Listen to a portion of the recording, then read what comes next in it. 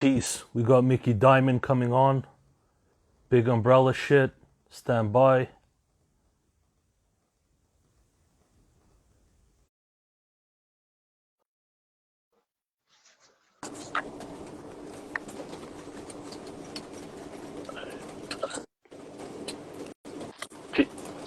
Oh, yo, Peace, Mickey. peace, There peace. we go.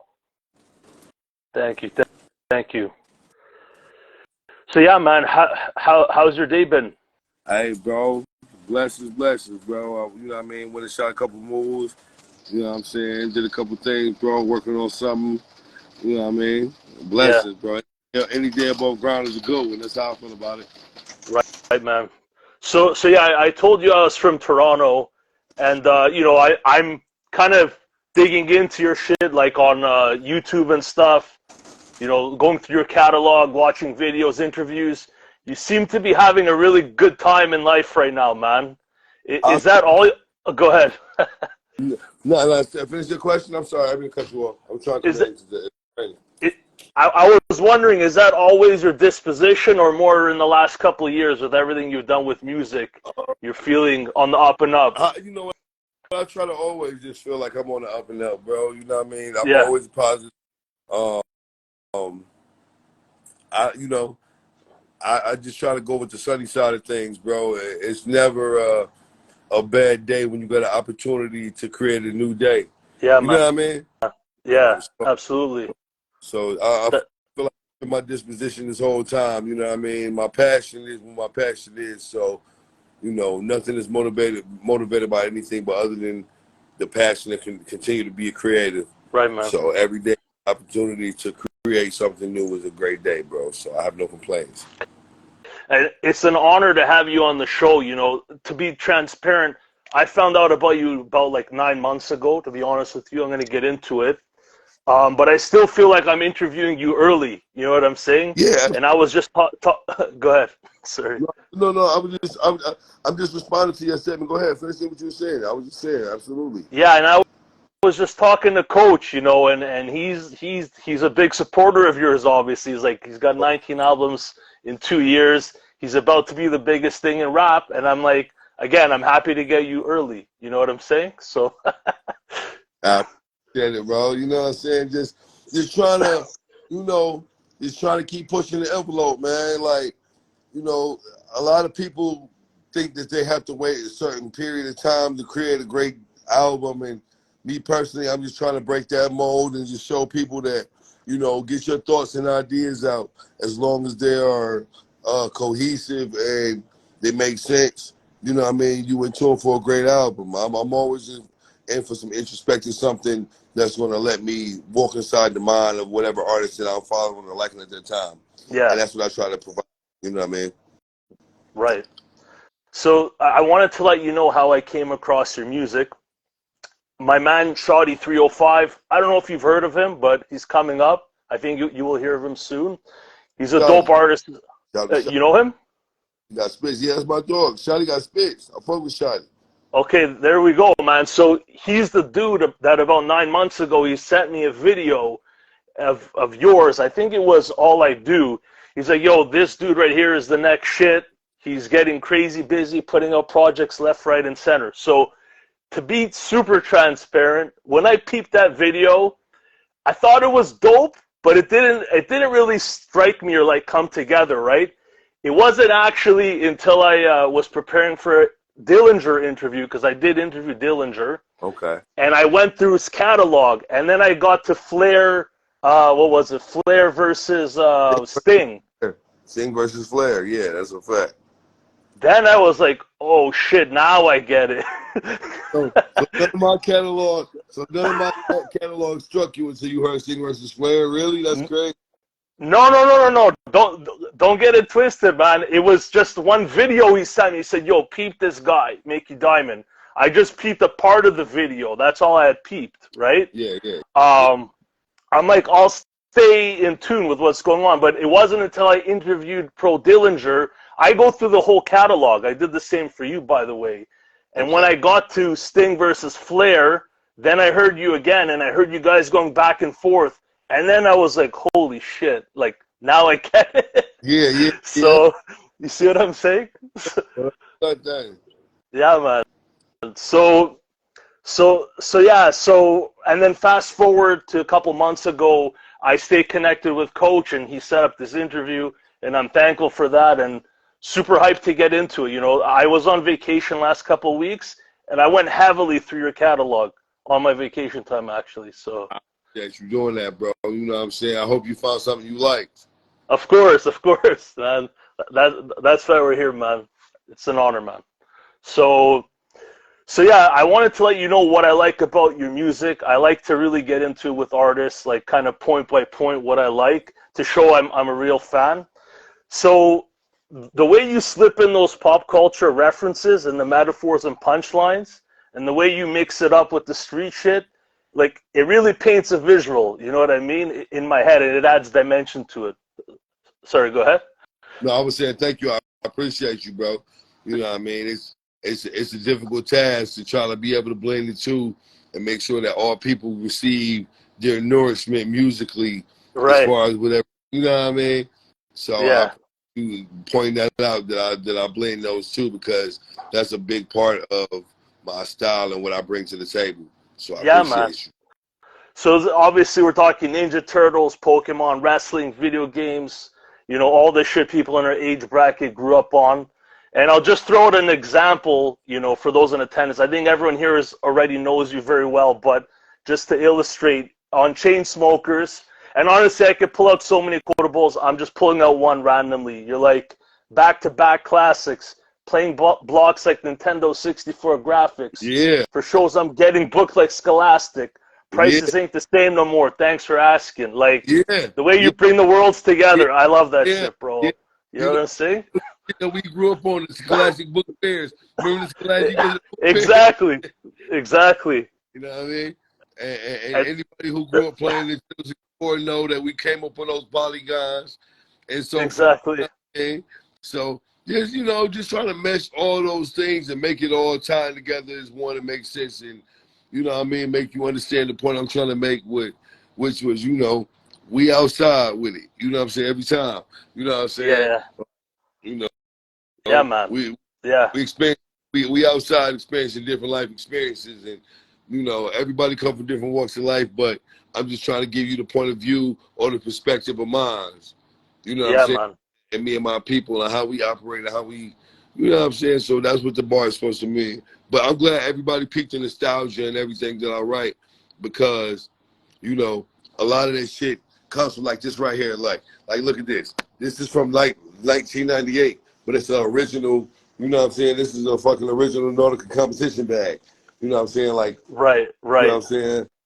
Like, so when it comes to, you know what I'm saying, same thing as my jacket. Like, this, I got on the jacket I had on BD1. This is the jacket I had on BD1 right here. I just found it. It was in my brother's trunk from last year type shit. So, right. You know, just nostalgic shit that we grew up on. You know, the do-rags, you know what I mean? Like, Jesus right here is 2003 fucking Cartier glasses. You know what I'm saying? Right. Like Gaverni frame type shit. You know what I'm saying? This shit that we grew up on, that when you was young, you couldn't, you didn't have the means and necessities to get what you was looking for. But now that we grown, all those things that you know what I mean, you can get, you can have. Those, and so that's what these, you know what I mean, especially these glasses. Like, my brother Tony know how much I wanted these glasses. Like, when I was growing up, bro, niggas was getting beat up, robbed, and killed for these exact frames. Right. 55 Cartier wood frame lenses. You know what I'm saying? Like, these are the joints that niggas was getting beat up and killed for back when I was growing up. You know, to have these now, when 2023, when my life is going good, it just means, it means something. You know what I mean? They cost more now than they did when I was growing up. But that's the whole point of the nostalgia, is to go capture. You know, I play retro games, all that shit, because, like, even still to this day, like, me and my brother Mac Nice just set up and played fucking Super Nintendo the other day. Like, for like, I sold and bought back my Super Nintendo 3 times, bro, in my life, bro. Bro, I was a big collector of Super Nintendo yeah, specifically. Yeah, bro. man. It's one of the best performance systems. Like when you really get down to the basics of graphics and shit, man. Super Nintendo was ahead of the curve, Yeah, and you know they had some amazing games that you can still go back and play and enjoy yeah, now that you yeah, never had the opportunity to, that you would still enjoy. Like, you know what I'm saying? The graphics won't disappoint, even how advanced things are now. The graphics still won't disappoint in 2023. You know what I yeah. mean? Yeah, and sometimes the old 2D graphics are easier to play than the shitty old polygon graphics, Yeah, too. You know what I'm saying? absolutely, absolutely. Because like when you get certain shit like Siphon Filter and you know what I mean, just certain games that had 3D graphics and you just like, I'm watching it, it look bad. Yeah, man. Yeah. So continuing what I like about your music, man, I'm really drawn into your music because of your words and what you're gonna say next. Like, I started from the beginning of your Spotify, and really the beats were secondary to me. It's the words, what you're gonna say next. That's why I call this the art of rhyming. And I find it dope that hip hop at 50 years, you know, I'm 42. I've been listening to hip hop since I was 7. That someone like yourself can come along and still like make me hang on your words. You know, it doesn't happen that often anymore. So it's dope to have someone on the show that can do that. That, So for me, anyways. I appreciate So it, bro. That's what it's all about, bro. The rhyming, the metaphors, the similes, you know, um, just it's so many elements to being able to rap good, and you know what I'm saying, I'm able to rhyme a bunch of words and still make sense and string them along together, make each punchline connect to the next punchline to, yeah, you know what I mean, and so forth. So I'm really, really appreciative that people can just take that, because you know I'm a student of that shit. Like I grew up on yeah, that. yeah. But the thing is, to me, it's like you're not rapping double time. You're not getting animated like Busta Rhymes. It's the value of your words. It's the weight of your words, and that's the Thing. most impressive thing to me personally. You know Yeah, what I'm saying? yeah, and So that's why I write them the way I do, is because, you know, when I'm thinking of lines and punchlines and bars and metaphors and writing songs, I'm just trying to make everything count. yeah, That, yeah, that's the most important thing that I look at these days is, you know, make your word, make everything count. I only got so many words to say so many times before this becomes repetitive. That's what, you know what I'm saying? I got a lot of supporters that consistently support me in a way that makes me feel special. And mm, so I want to make sure that I'm continuously trying to um, excel past whatever people think my ceiling is and give them new bars, new metaphors, new punchlines, things that they still gonna relate to at the same time. But you know, things that the next rapper not gonna give them. yeah, yeah, So I yeah. appreciate And you never recycle shit too, which means you're a real wordsmith. Never. I haven't heard it. anything Thank recycled. You know what I'm saying? you. I mean, something So might be in the same vein because everything is multi-layered, yeah, but yeah. but never the same exact thing. So I appreciate you for that, bro. Never the same words. You know, like so to speak, right? Absolutely. Um, but yeah, I lost my train of thought here. Wanted to ask you, do you write to your beats? Because I feel like your style takes over whatever beat you're on. I get the impression you write shit and then you'll apply it to a beat later, like a final beat. Am I No, right, or do you write specific to beats? so I write specifically to beats. So when I'm writing to a beat or I'm writing some shit, I'll start the beat over 57 times while I'm writing it. Like Right, right, right. whatever point that I stop that I have to think. I'll hit the space bar. I'll restart the joint over, and I'll listen to it, and I'll rap the verse over from the top every single time. Got it, got it. Make sure that everything is synchronized. You know what I mean? Right. Yeah, Like, yeah, absolutely. yeah, because that's the most important thing. You know, beats is hard, and don't get me wrong, everybody makes dope beats. I'm a producer myself, but I just try to make sure that when I'm rapping, every single word, punchline, the way I'm delivering it, everything just has to hit on a certain part of the beat and so forth in order for everything to just make you feel how I'm trying to make you feel. Right. Because I'm intending to feel away with each and every Yeah. song. You know what I mean? I assume you use a pen. Is that right? Absolutely. Or got it. I used to, but no, I just use my phone. I've been using my phone for, I'm going to say about 2-3 years now. I've been got it. But I used to write with pen still for a long time. And it was a weird transition to stop using my pen to write on my phone. But once I figured out that you can do the same thing, you know, yeah. And so here we are. I write on my phone. But the downside to that is that you know how niggas get blowed or drunk or high, or whatever the case may be, or people just get careless and you lose your phone, you set your phone down. When you lose your phone, you know what I mean? Yeah. Last year I lost a phone. Coach know what I'm talking about. I lost a phone and I lost a lot of raps. Oh, I'm talking shit. about a lot of raps. So are you saying you could have released another few albums in 2022? Absolutely. No, and these were the verses that was fire, but I just didn't want to, they didn't fit into what I was trying to do at the time. Right. But now that I look at them in hindsight, retrospect, it's like, damn, every one of those verses that I had in that phone, I could sure use them right now. You know what I mean? It'll save me some time. It'll save me a little, sometimes you just write verses that be so fire. Yeah. But the song don't fit whatever project you going towards or whatever. And so you gotta sit on that. And those verses would sure do me a lot of good right now. As far as you've come in the game, do you still blow your own mind like Nirvana, like Pun said, with your verses? Absolutely, bro. Like I write shit like I just wrote 2 joints today. I mean, between yesterday and today, I just wrote 2 joints. For something, it's a surprise drop. We'll talk, fans will talk about it. We'll talk about it later.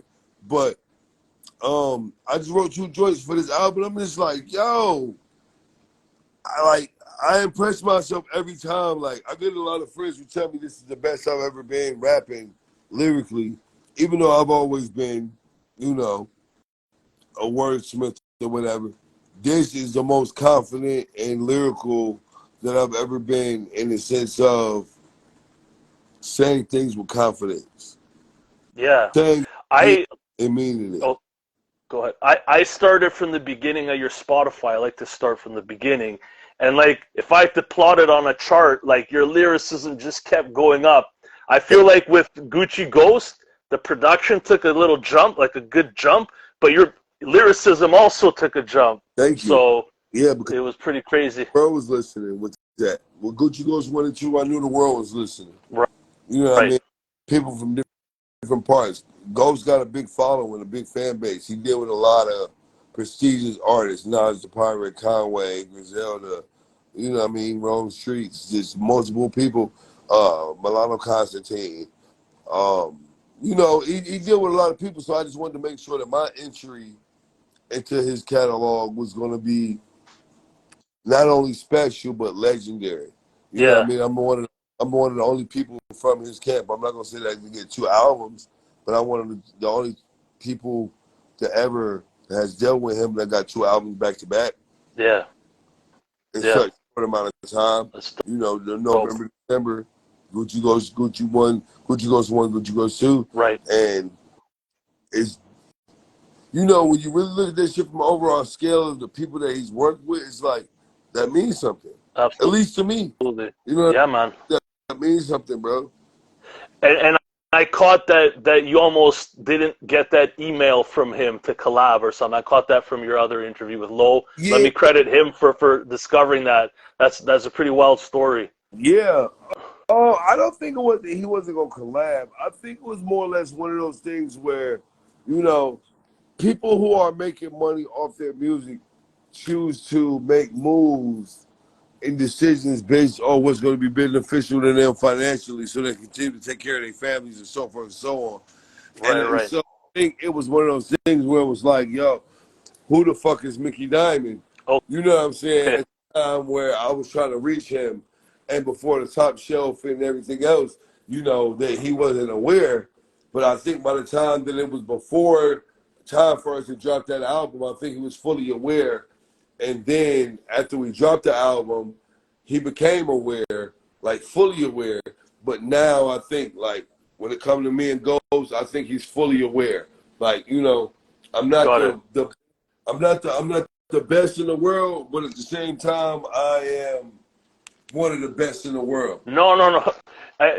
You're one of the best in the world, in my humble One of the opinion, best in the man. world. I agree. But I guess what I heard was he had emailed you, and you didn't catch that email till a year later. Is that right? No. So that was That's not right. no. I wish Big Ghost. See, this is the thing that people don't know about Big Ghost and how he operates and does things. My bad, I hit the fucking button. Big Ghost doesn't make beats in abundance. So he's not like 40, 50 beats. Oh, let me just send this part. He makes beats. He doesn't make beats at all until it's time to work on a project. And then when it's time to, he makes beats according to said project. So you may be next up and he may be ready to work with you, but he's working on my project right now. Right. He might have sent you a couple of beats to get you started, but the beats that's really going to make your album, like, oh, I had to have this, like the Autos interlude or fucking Mauricio's Ghost or you know, it's joints on the Gucci Ghost projects that's like, yo, these shit's hate, like, yo, do like without this song, like Icicles. Yeah, that stood out. Yeah, Absolutely. you know what I'm saying? In certain joints, he gonna send you when he really get in his bag and really start focusing on projects that you wouldn't have been able to get if he wasn't focused. Yeah. You know what I mean? Man. That, so, go ahead. No, you go ahead, brother. No, I was gonna jump to Flair for the gold, but if you had more to say, by all means, man. No, please jump to Flair for the gold. I'm willing to talk about any album I got, bro.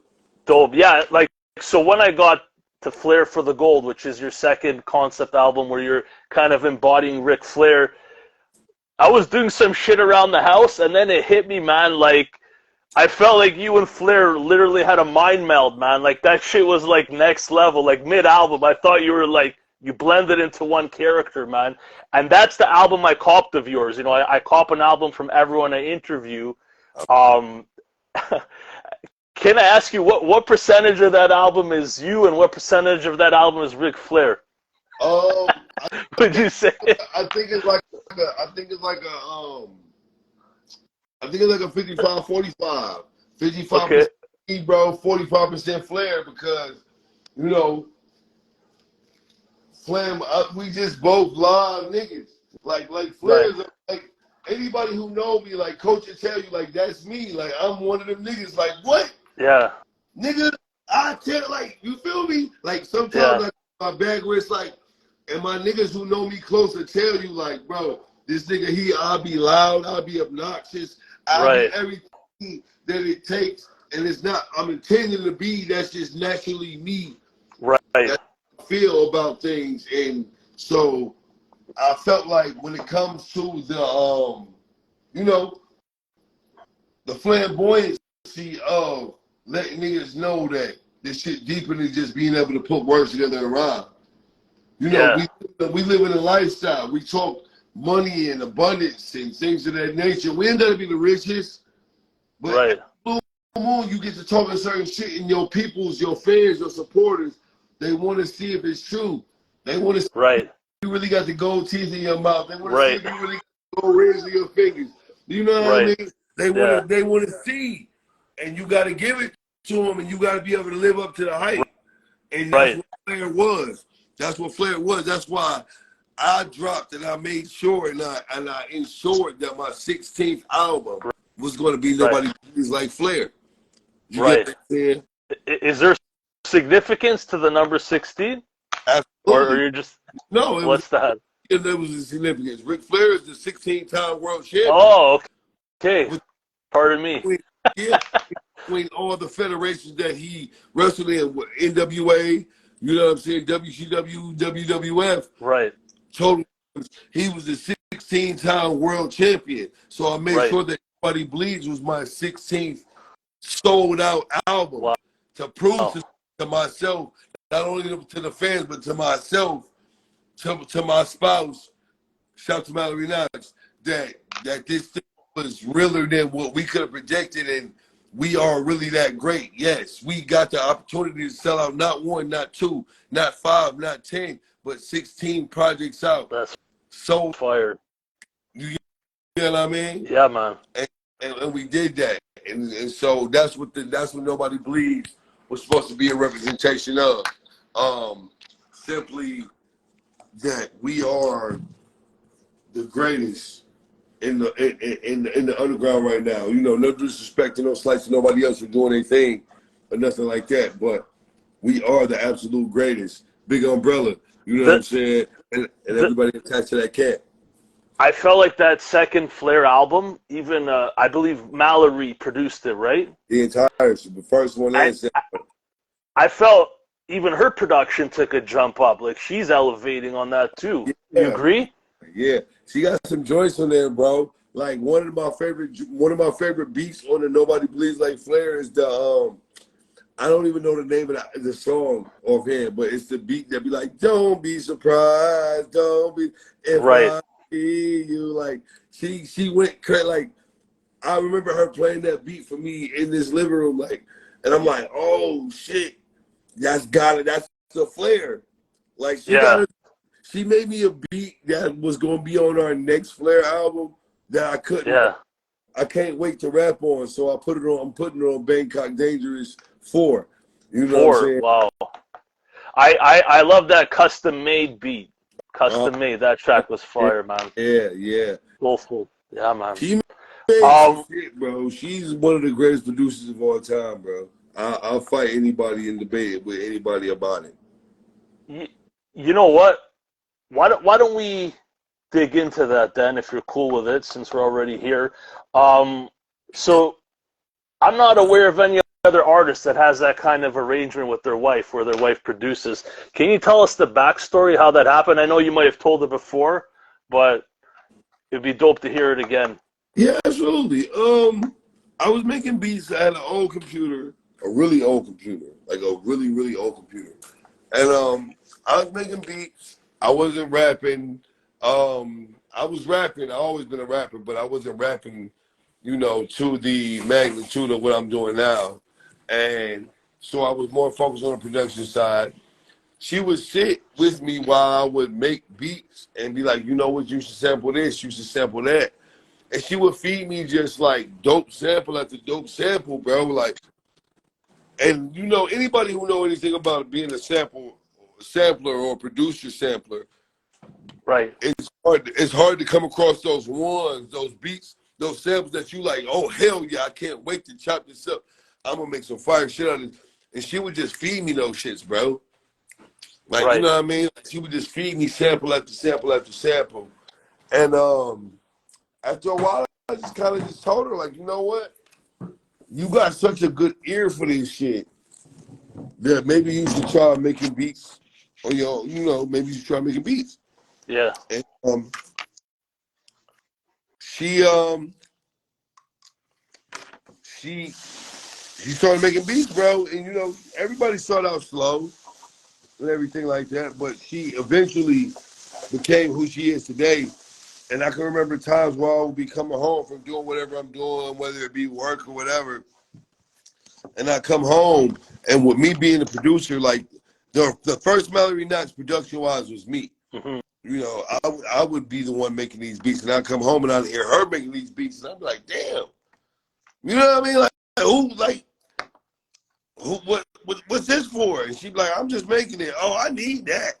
Like, you know what I'm saying? That's how the first Flair for the Gold came about. Oh, go ahead. Go ahead, bro. Are either of you musically trained, like in any classical sense? She played flute when she was young. I used to be in band when I was young. I played trumpet. Got it. But nothing too crazy. Right. Nothing like how we can, like the ability, the fact that we have the ability to, excuse me, what they call it, compose. Yeah. The fact that we have the ability to compose actual music and albums, like nobody arranges my shit for me. Nobody composes. Nobody picks my track list, artwork, Yeah. skits, anything. I do all that shit on my own. Me and her, a lot of the times. The fact that we can do that with no skill or training, it kind of lets me know that we're on the right path. Yeah, it's pretty dope. And then I wanted to ask you, like, I think a big reason why people look at your projects like collector's items is the way you design those skits and the transitions between songs and shit like that. So I was gonna ask you, you do all that hands-on, right? That's your handiwork? yes, to sir. make it all mesh. Every Right. album, yes, sir. Got it. So I'm gonna back up a little bit. I wanted to ask you, you live in Detroit currently, right? Is that right? Yes, sir. And if I understand correctly, maybe I have this wrong. Did you live in North Carolina previously, or I was born in South Carolina. South Carolina? Got it. Got it. So I wanted to ask you, like, growing up, well, your experiences in both places. Are there any contrasts between the two places? Not really. They're polar opposites, to be honest. Up here is fast living, danger, knowledge, but more importantly, awareness. You know, decide what kind of nigga you want to be. Right. It's like choose your fate type shit. Choose your destiny. Right. You know, vice versa. Down south was just like, you know, there was no at least if anybody was flamboyant or outgoing when I was young, I was too young to realize it. Got it. The most flamboyant nigga I knew was my dad. Right. Right. You know what I mean? Yeah. My dad would listen to New York music and West Coast music and all these albums, and we stayed down south in a rural community where it was quiet, and your neighbor stayed a 3-minute walk. You know, you had that much land in your house and his house. Got it. But I can remember one time I woke up and there was a horse in our front yard. Right. Right. You know what I mean? As I get older, that's the shit I appreciate, actually, that distance, to be honest. Me too. Me too. You know what I mean? It's things that I had when I was young that I didn't really appreciate or understand. You know, we used to come from down south to come up here to visit. Right. And you see everybody houses close together and kids playing in the front yard and everybody taking care of their grass, and there's different things, and you know, you be like, damn, you know, I want this. And I noticed as I get older, peace and sanctity is what's the most important. Agree. You know, you want a peace of mind. You want your space, and whatever you're trying to teach your children, you want to teach them with no conflict. Right. You know what I mean? Someone will come along and try to taint your children's mind with their ideologies. Absolutely. Yeah, I've been thinking about this shit a lot with all that's going on. Absolutely. Oh, this is a lot, bro. But, you know, that's here nor there. That's just the things that I think about. But I'm glad I moved to Detroit, bro. Yeah. It shaped me. Even the dangerous element. I'm glad that I know what I know and I deal with what I've dealt with for years and years, because it's not too much, it's not too little. It's the perfect amount of blend to make sure that, you know, you got your edge, you got your awareness, but you're not correct. Unless you choose to be. Right. Right. You know what I mean? It keeps you sharp. Is that a fair statement? Exactly. Yeah, keep you sharp. The city will bring something out of you that if you came here 2-3 years from now, you'd be a city nigga. You know Right. where not to go. You know what type of nigga to pick up. You know. Right. Maybe when you first got here, you'd be blind, but after 2 or 3 years, you'd be like, okay, yeah. Dog hip. We'd be like, we're going on Lafayette. You going to Lafayette and what? We're not going over there. I'm straight. I'm dropping y'all niggas off. I'm not going over there. You know what I'm saying? Does your ability to read situations help you in the rap game and scenarios you encounter in the rap hustle? Absolutely. If you listen to my music, I tell niggas certain shit to avoid. In certain places not to be. Certain things not to do. That's what Right. rap is informational, bro. If you listen to my music and not hearing things that will guide you, like, yo, don't go over here, go over here. Don't do this, do this. If you don't, if this happens to you, do this. Take your money. Oh, you just hit a lick on some money. Stack it. Invest it in this. If you're not getting none of that from our music, then you listen to the wrong shit. You're not hearing it properly. Because I want to motivate people to understand that your tongue is the most powerful weapon on your body. And if you speak beauty into your life, prosperity into your life, growth into your life, then you will receive those such blessings. Yeah. You'll receive those things. Oh, go ahead. Sorry. It's funny that my bad. there's a lot of underground rappers. You feel like they're hanging their heads low, like living in misery with the shit that comes out of their mouth. You know what I'm saying? And I think you're speaking to that.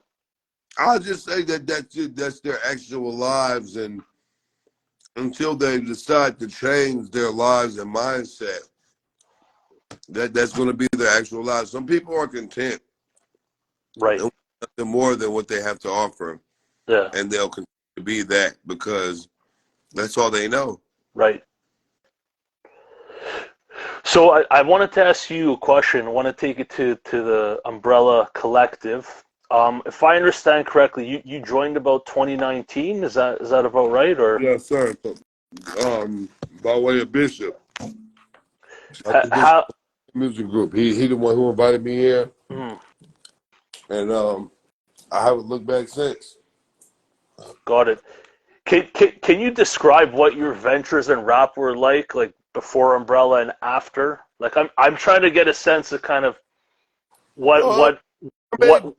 how Umbrella has helped you, kind of, or you know what I mean, or benefited you tremendously. The Umbrella has, without the Umbrella, there would be no Mickey Diamond, and that's a fact. Prime example. When I first came to the Umbrella, my name wasn't Mickey Diamond, it was Mickey Blue. Right.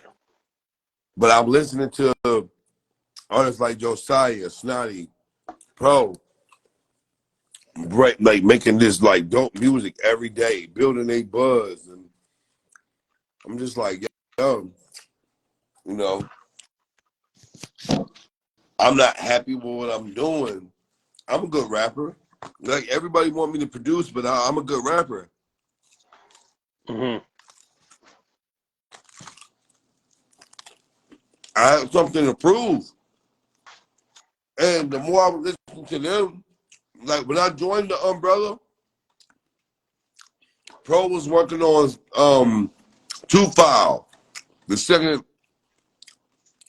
Yeah, I'm familiar. Yeah. The song, we had a group chat, and he posted a snippet, and the group chat, which this song would go to be This Heart. That's my favorite song of his. My God, I fucking Yeah. love that song, bro. Still to this day. Yeah. That's powerful words. It's an amazing record. And so I just kind of knew from that day forth that this shit wasn't going to be something easy. Right. And then Snotty went to jail, and Pro called me one day, random as hell. It was random. Mm. And he called me and he was like, yo, I need you to help me hold it down while Snotty in jail. I need you to step it up. And I just didn't want to let my nigga Pro down. Step it up as like with vocals or with production? Or just all around? Just in general. Got it. To make the Got umbrella brand. Mm. Because at the time it was just Snotty and Pro. Everybody was just paying attention to them two. Did you know you were capable of the output that you had from your previous kind of time with music? Did you know you were capable of this? Yeah, because I had multiple albums that I wrote and didn't have the means to record years Okay. years prior that I got with the umbrella. But once I got with them and I saw their consistency, it just kind of showed me like, you know what? I'm consistent like these guys are. I belong here. Yeah. You know, and that's what it really boiled down to. It's like, it's a knowing your place, knowing your role type of thing. Right. So wanted to ask you, I want to talk about how your music has become like collector's item, right? You got your collector's side to you. I've overheard Pokemon, video games, Ninja Turtles. We know you got that Shredder concept album, Dragon Ball, comics. Were you always planning to apply this collector's mentality to your music? Did you apply it before you got with Umbrella, or did it somehow come together? You had an epiphany and you're like, yo. It was something that became, and then I started noticing it. See, this is what people don't understand about, legacy, nostalgia, things of that nature.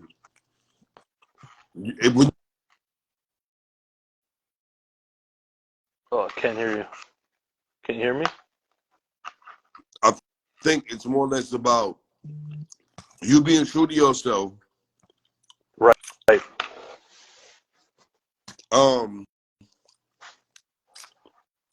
It's things that it's things that you have inside you that you can't help but convey, and people will learn to accept those things as part of you, and you'll continue to broaden and grow. And you know what I'm saying? Yeah. Like some people are drug rappers, some people are just rappers, some people are lyricists, some people are specialists in when it comes to like hip hop culture, nerd shit. It all depends. It all depends on what you into.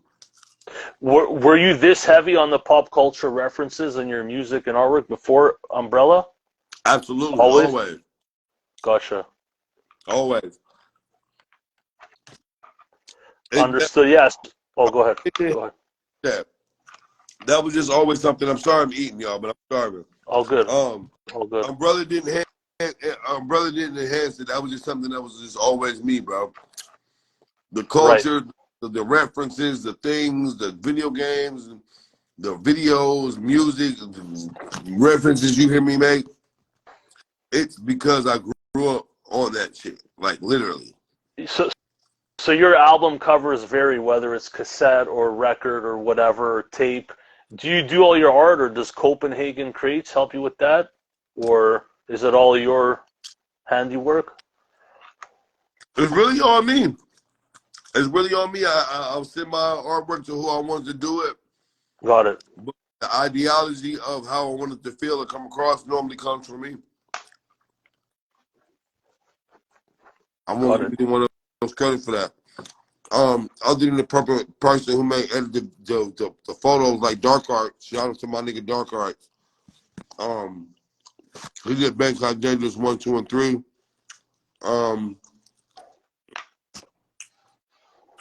Bangkok Adrenaline cover. My ski mask wasn't pink. I told Craig Gary to paint it pink. Mm. You know what I mean? Got it. So little details you're weighing in on. Yeah, yeah, absolutely. Wanted to ask you, is there any strategy to how you drop? I feel like some other artists, if they put out your frequency of music, they might be too saturated. But for with you, it works, man. It's probably because of how dope you are, but with the pen and etc. But do you have any strategy to how you drop, or it's just like just keep putting pressure on? Like, how do you know when it's time to put the next thing out? You know what I mean? I'll flood, then I'll stop. Because I know how humans But are. Everybody has right, a type of financial threshold where it's like, okay, I'm trying to support as much as I can, but I can't keep up. right, You know, so certain people I try to just let them get their shit off. X, Y, and Z. You know, oh, this person's dropping, this person's dropping. I might not even hear the album per se, but I'll respect that you finna drop in 6 months, or if you finna drop in 2 months. I'll drop my shit an album and a half. I'll drop my shit a month and a half before that. Because people got real short time, like time spans when it comes to like music and enjoyment. You know, a movie yeah, is only good, a blockbuster hit. Think about it. The blockbuster movie of the year is only good for like a weekend. yeah, It yeah. it grossed this much this weekend, and then after that, it probably is not going to do the same. It, to me, it's crazy. Like, obviously, you're on an upward trajectory. If we look at Instagram, you got almost like 8,000 followers. But like, you've put out 19 albums, and there's so many more people that could hear your music still. You know what I mean? And you've already put out 19 albums. Do you think you could go at this rate indefinitely, or is there ever a plan maybe where you're gonna be, you know what? I've put out enough. It's time to get more, like drop less frequently.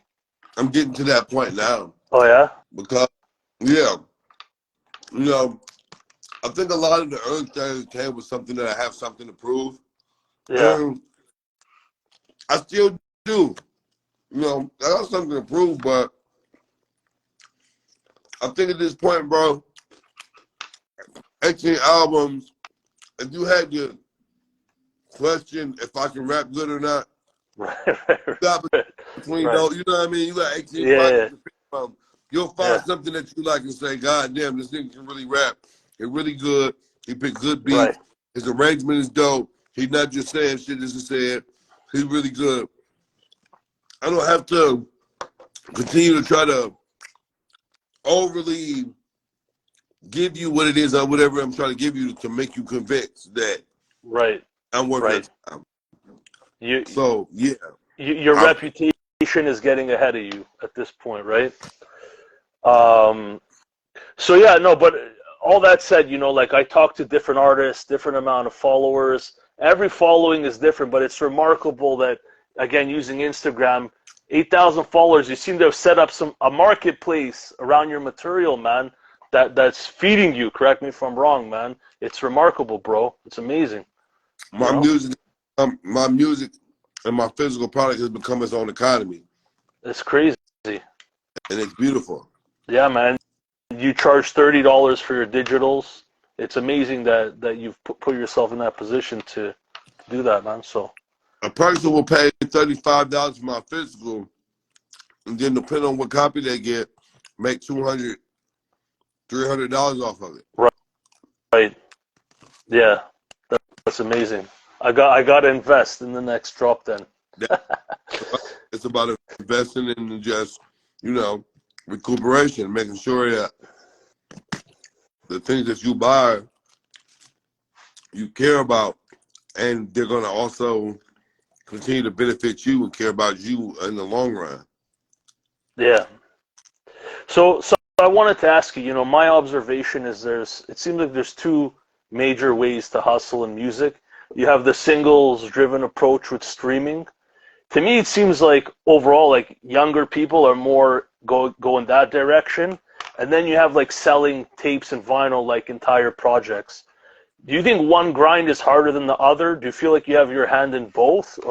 Just wondering, what do you think the pros and cons of each hustle are, if you've thought about it?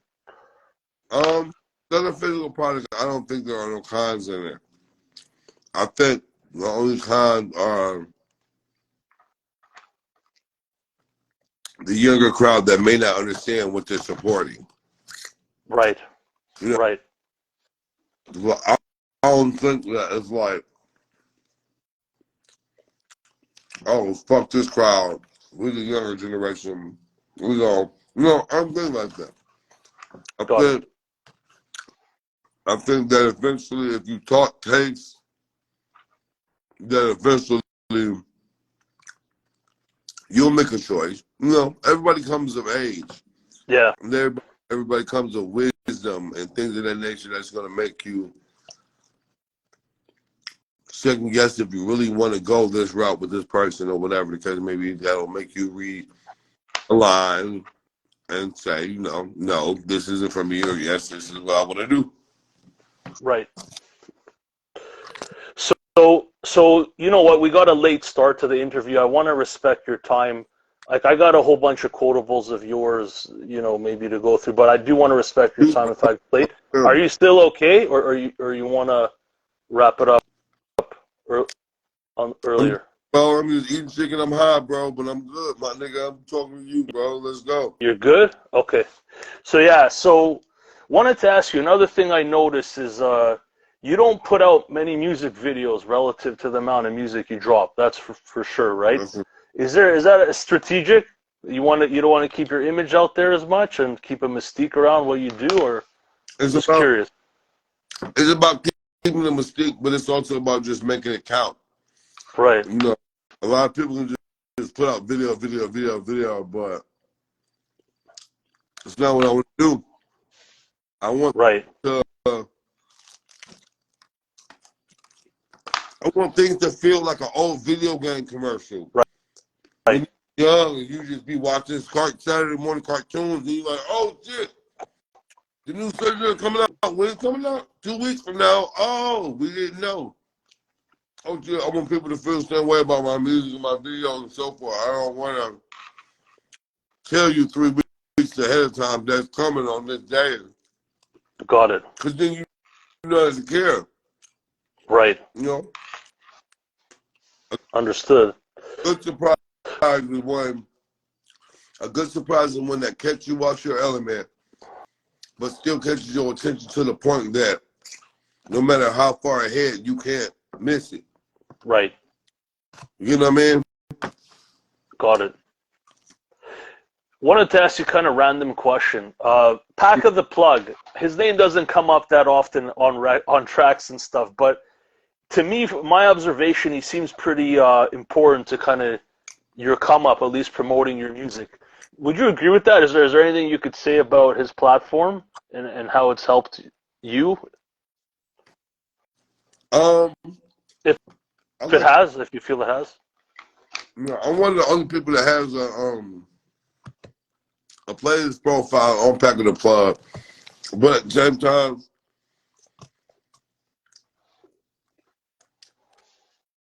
Packer hasn't done anything but be a real person to me. Like, in the early stage, he may have ignored my responses, my letters, and so forth, but now I think he gets that, you know, this is business. Appreciate the artists that come across your platform because we come across it first. Vice versa, too. You know, Sun Tzu or any of these other labels. Like, we come across Packer first. Right. Is he a label? I just thought he was a dude, like, sharing, like, underground hip-hop, kind of more. For a fee, I've dealt with him before when I put out music. He is. Briefly, but yeah. Right. That's exactly what he is. He's just another label promoting underground music. Got it. So, want to transition to quotables. So, again, this is evidence that I don't just listen to an artist shit in passing. I've actually paid attention to your music. And these quotables I'm going to pull out, this isn't your craziest punchlines. It's just statements you made that really stood out to me. And I thought I'd dig into them with you, if you're down. I'm down, go. So you got off your imported goods project, you got a track AM90, and this is your quote. You're like, glorified situations that would have mortified other guys, but how many times I could have died. I kept God on my side. Pride wouldn't let me. wanted to quit rap 1,000 times. God wouldn't let me. So I like asking people about God because I'm always on the fence, and trying to figure it out. What's your relationship with God? You mentioned it quite a bit, man. Me and God have a really, really, really back and forth, continuous, beneficial, strenuous relationship because, I have my times where I question, but I don't think he questions me. Right. He doesn't question me. He doesn't question me. He doesn't ask me questions. He just kind of waits to see what I'm going to do next so he can figure out how he's going to bless me or not bless me or hold back their blessing so that things can go in the manner that he wants it to go. And I think that's more important, that people understand that ordained footsteps are just that. So if you're going to walk the path to righteousness, understand that your footsteps are ordained. You can't decide how things are going to go when it's already meant for it to go a certain way. Right. And so, it may feel like I question God or I say certain things in my rap, which, God wants you to question. But the bottom line is that having a relationship with him, because a relationship is that of question, quarrel, rockiness, back and forth. You know what I mean? Right. You have to be on the, like, when have you ever heard a person say, I got a person, you hear people be like, I got a perfect relationship. Excuse me. When have you ever heard people be like, oh, I got a perfect relationship with God? No such thing. Right. The older you get, the more knowledge you obtain, the more you're going to begin to question certain things. Like, well, if this is like this, then why did this? And Right. if this is this, you know what I mean? Like, certain shit just don't make sense to me out of the Bible. And that's a whole conversation for a whole different time and a whole different day. But certain shit just don't make sense to me. Right. Nor will it ever. And no writing could make it make sense. And you know what I mean? It just don't make sense. Like, we can't get, how did Noah build the ark that fit two of every animal in the world? Right.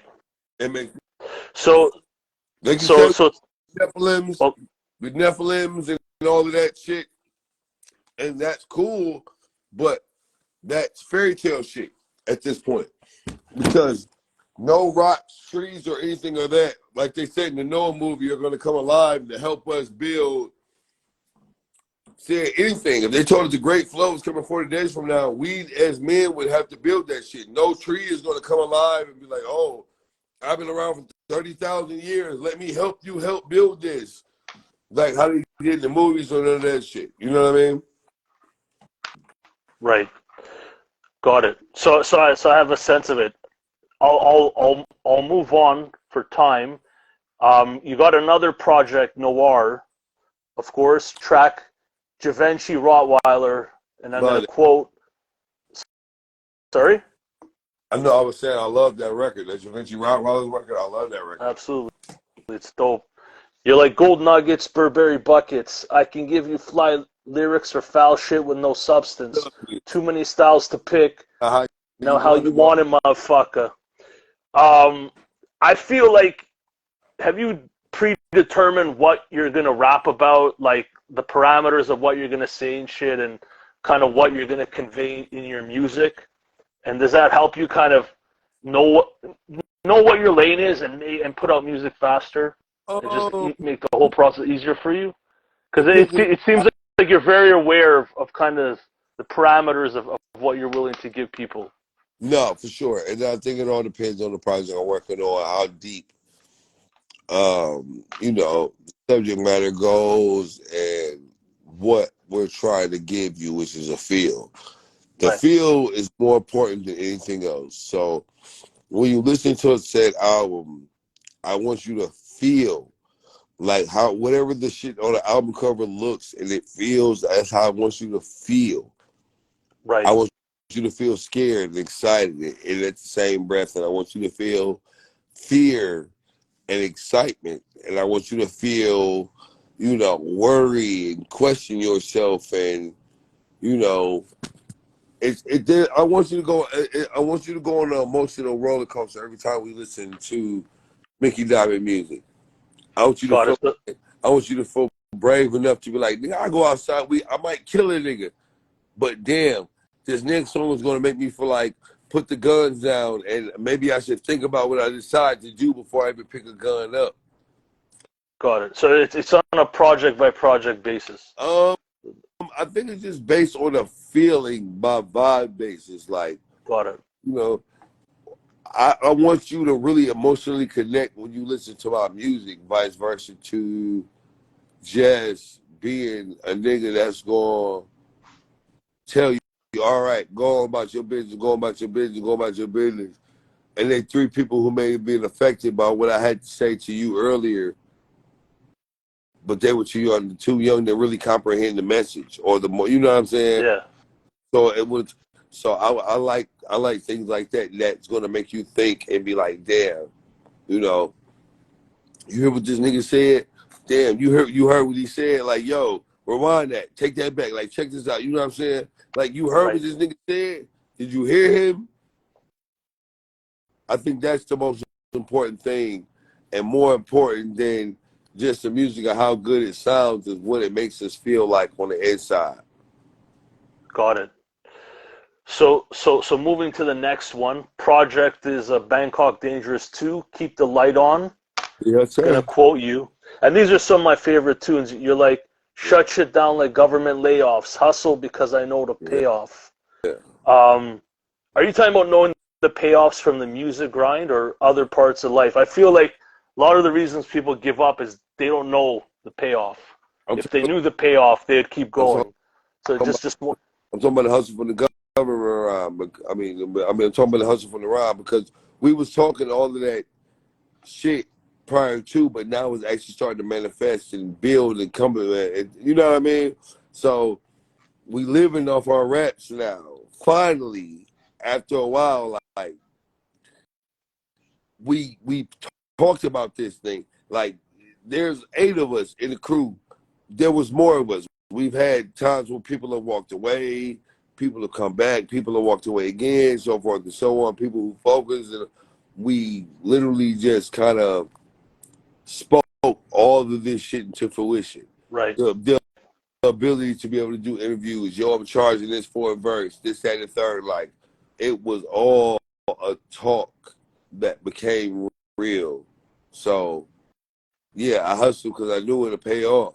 You know what I'm saying? Absolutely. So you know what? I'll ask you a couple more questions to close this out, if you're cool. Cool. So I understand Method Man and Pain reached out to work with you recently. I overheard that. How does that feel, man? And is anything dropping that you can comment on? Overwhelming. I'll say that to say the least, bro. Overwhelming, just because depending on what beat these niggas got you on or whatever, you just feel the pressure. You know, I'm already a nobody with a name to be a nobody with a name rapping alongside of this fucking legendary nigga with a name. I have to get myself together in the sense of making sure that when the time is right for me to match swords with these people, that my lyrical ability is, you know what I mean? Yeah. Because people is waiting to hear me with certain people and do certain things and so forth and so on, that I have to make sure that I live up to the hype. Right. I can't let you guys down. None of y'all. I can't let none of you motherfuckers down. Like, you know what I mean? Right. Yeah. You know what I mean? I'm fucking Mickey Diamond, bro. And I have to walk around with that shit on me. I get people, my friends, who tell me, like, bro, you can't do such and such no more. And it's like, why the fuck not? Nigga, you Mickey Diamond now. Like, leave me the fuck alone, bro. Let me smoke my cigarette on the side of the 7-Eleven. I gotta take a piss. Let me, no, Mickey Diamond. Like, fuck all that. Like, I'm not ready to be Mickey Diamond like people want me to be. But now I understand. So sometimes you get certain, you look at things, even down to the verses on who you jumping on records with. It's like, yo, you Mickey Diamond, nigga. Right. let's get on this bitch, let's rock the fuck out. Like, talk your shit, like, do what, you know what I'm saying? Whether you try the hardest and you have the best version in the world, or you put in minimal effort, but nobody can give Mickey Diamond the way you give Mickey Diamond. No other rapper go in their verse with what, or what the fuck, or none of that. You know what I'm saying? Just certain things that you bring that only you can bring, and appreciate yourself, because nigga, you Mickey Diamond. Right. You know what I mean? You've already put it far out into the ether. Now you got to keep delivering. Keep delivering. You got the pressure. Exactly. It's too late to fucking mediocre. Turn back. Right. Exactly. And that's why I said, if anybody ever questions, you know, my lyrical ability or can this singer really rap, I have 17 albums from you to choose from. But, you know, you're going to find something on some album where you're going to be like, okay, yeah. You know, 17 projects in a row is just like, and excuse me, you know, for slurring and shit, whatever. But, you know, 17 projects in a row, bro, is just like, at this point, it goes without saying. You know what I mean? I want to ask you a wild question.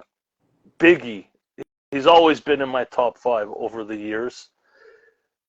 As a person that's put out 17 albums in 2 years, how do you think Biggie would do in this era? I think he'd still be doing just fine. I think he would have transitioned from mainstream to underground, but I think he would have been one of those underground people that's able to trickle over into the mainstream, such as a Rock Marciano, a West Side Gun, a Conway, a Benny especially. You know, you might see Benny in this next 2 years, if Benny can keep up what he got going on, you might see Benny on the Beyonce record. Oh, I said Biggie. No, I know. I was just saying. I know Biggie. I was just saying Benny. I was just being more relative to what's going on. But yes, if Biggie was still alive, yeah, he'd be out here doing what we doing. But you think Godfather type of names to the point where, you know, maybe he making money, maybe he not, because I want a Biggie verse. I'm big. How much you want for a verse? It's 2023. He like, oh, I want 30,000 for a verse. I can't afford that shit, my nigga. You know what I'm saying? Do you think these rappers can match the output that's needed today? You know, the one, you know, some of the GOATs from the past. That's kind of what I mean. I am.